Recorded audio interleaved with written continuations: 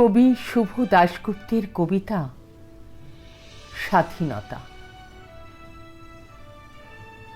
যারা খেতে পায় আর যারা খেতে পায় না, যারা খেতে পায় আর যারা খেতে পায় না, দুজনেই ভোটের লাইনে দাঁড়ায়। দুজনকেই দল বদলের লোকেরা খাতির করে। দুজনেরই ছবি কাগজে ওঠে।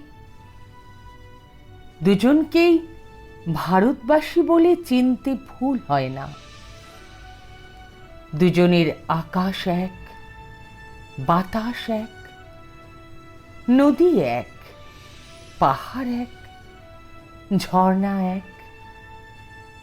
যারা খেতে পায় আর যারা খেতে পায় না, তাদের মধ্যে একটা ব্যবধান আছে।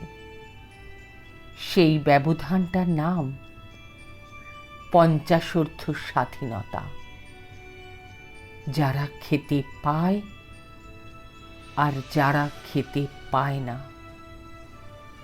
তাদের মধ্যে একটা ব্যবধান আছে।